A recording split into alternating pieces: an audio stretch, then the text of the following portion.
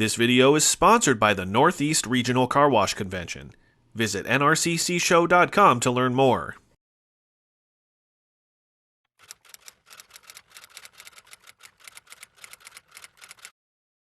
Hello everyone and welcome to Newsmakers, the video series that brings you beyond the car washing and detailing headlines. Today on our Newsmaker interview, we have Dave DuGoff, 2021 NRCC Chairman, and NRCC Board members Suzanne Stansbury joining us. Hello Dave and Suzanne, and thank you for taking the time to be with us here today. Good morning. Hi Rich, thanks for having us. So we're here today to discuss the unfortunate news of the NRCC having to make the difficult decision to cancel its show, and also exciting plans for the future. So my first question here is, can you tell us a little bit about the factors that the NRCC Board of Directors considered before canceling the 2020 NRCC show scheduled for early October? Well, it was a very long deliberation, and the board members had a tremendous amount of input, and we were weighing just so many factors that are not a surprise to anybody. But first of all, would people go to a show in October? Would we even be allowed to have a gathering of that size? 1,500, 2,000 people. Would the facility, the Atlantic City Convention Center, was being used as a field hospital? Now, whether it was really used much, we don't know. But the state had the had the authority to use it even into October. So even though it was probably unlikely, we were looking at that risk as well, that we could be all dressed to party and have no place to dance, literally. It was a factor. That was not the biggest factor, obviously, but it was a heavily weighted factor. The convention centers all around the country are being used as field hospitals right now. To some extent, they're backup, but you don't know. Then there,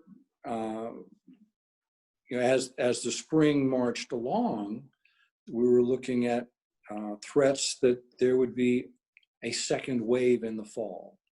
So even if things calm down in the summer, which they really kind of have on the East Coast, and I'm in Washington, D.C., Suzanne's in New York,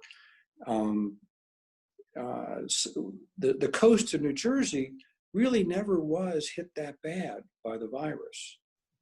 Of course, they've had cases also, but not as bad as New York City or Philadelphia or Washington or Baltimore.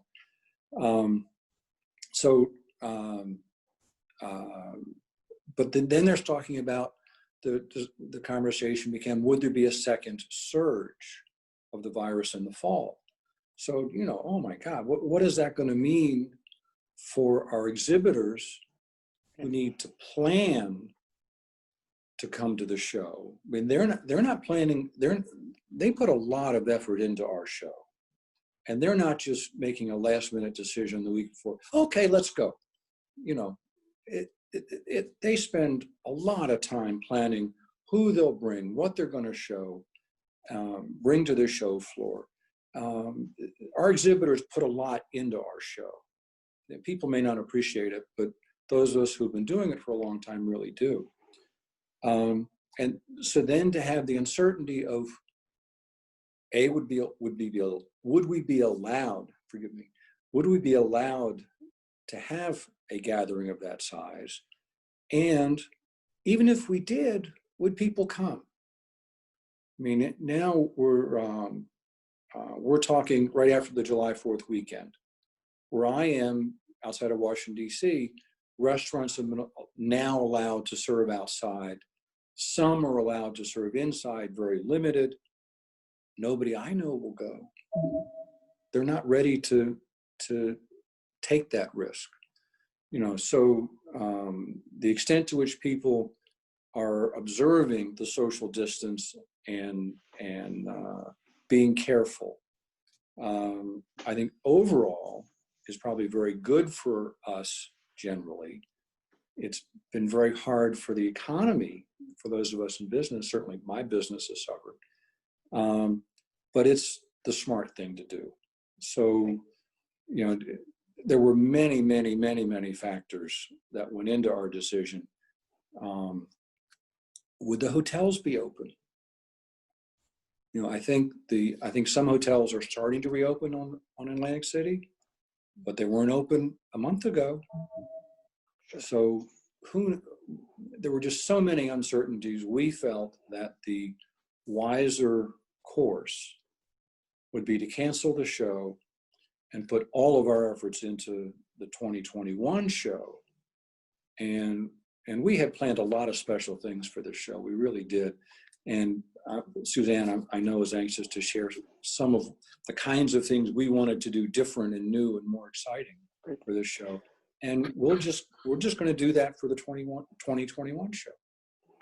Great, and that actually segues to the next question I have here. The press release that announced the cancellation of the 2020 show mentioned a reimagined education track and show floor. So can you give us a sneak peek at what exhibitors and attendees might expect for the 2021 show? Well, a lot of that is a little bit up in the air still because we're going to have to reimagine a trade show. Even in October of 2021, I think trade shows are going to look very different. You know, how are we going to social distance education? How do we social distance a show floor? You know, it'll be great if we have a vaccine by that point, but, you know, I feel that it's unlikely. So just the look of the show will be a little bit different. But leading into 2020, the board had decided to put more money into our educational track. We wanted to go after higher caliber keynote speakers, more professional, polished speakers for education, maybe doing education a little differently, having some longer programs and shorter programs, maybe not having any program on the last day of the show. So lots of different factors were going into what we were going to do in 2020. We had a phenomenal keynote speaker lined up. I just was so excited about, especially, you know, the month before the election. We're going to have that same keynote speaker in 2021 with a slightly different message.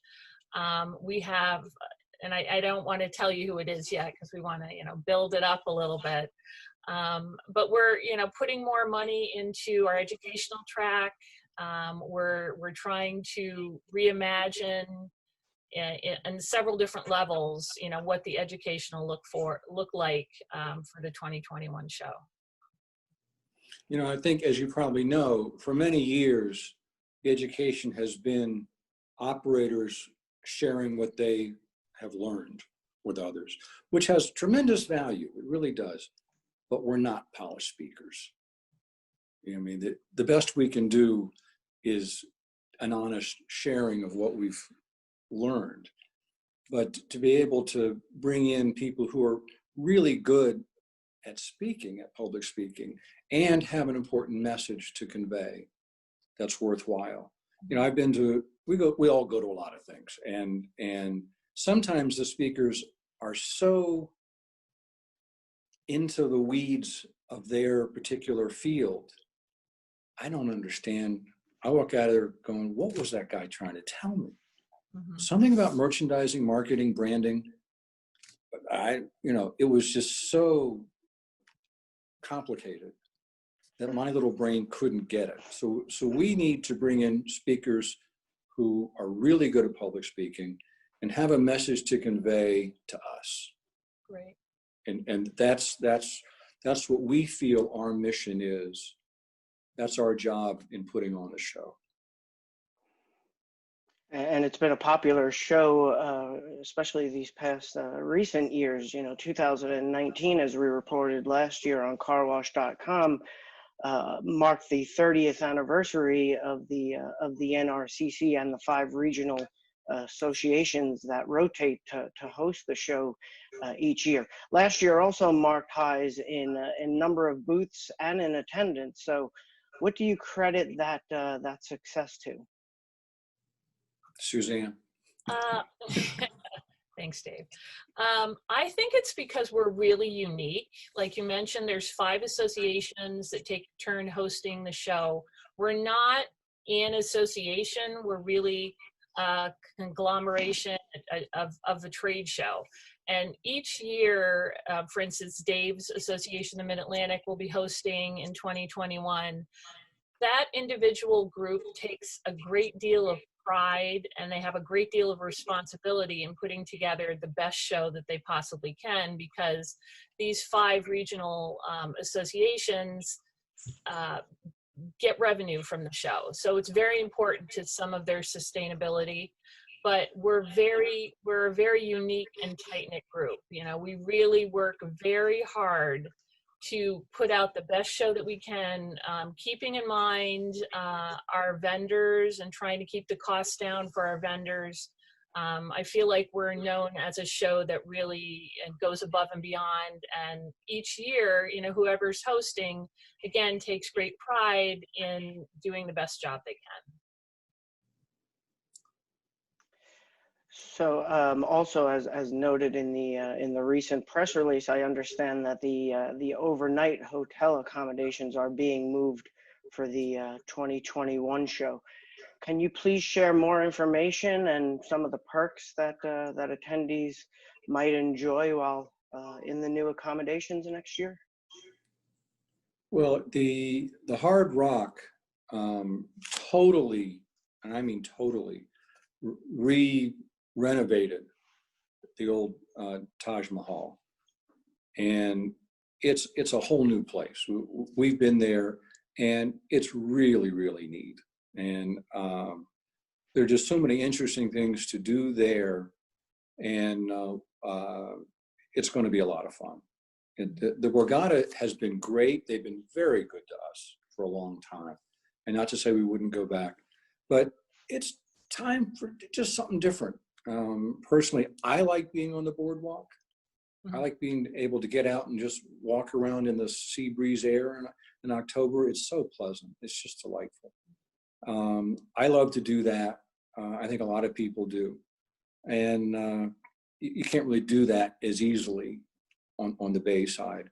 So being on the beach, on the water, you know, many of the rooms face the ocean. It's delightful. It's just delightful. And the Hard Rock is exciting. Suzanne, you want to add to that?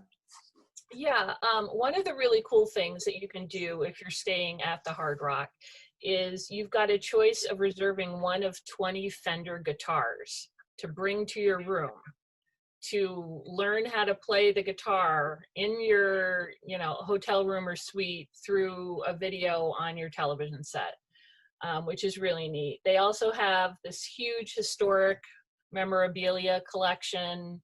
The whole, obviously, if you've ever been to a Hard Rock, there's the music theme throughout, but what they've done transforming the Taj into this music venue is just incredible. There's also a ton of restaurants. There's a younger, kind of more hip vibe. We're trying to breathe a little bit of new life into the show.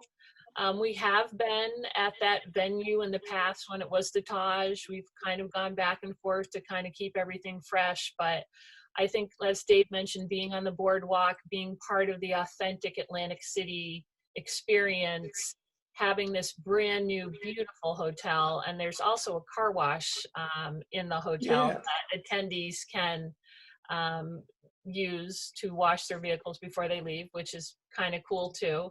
It just seemed like a home run for us. The renovations, I think, are a couple years old. We wanted to just make sure that everything was done and perfect. The board has toured the facility. The facility can be used for our welcoming reception.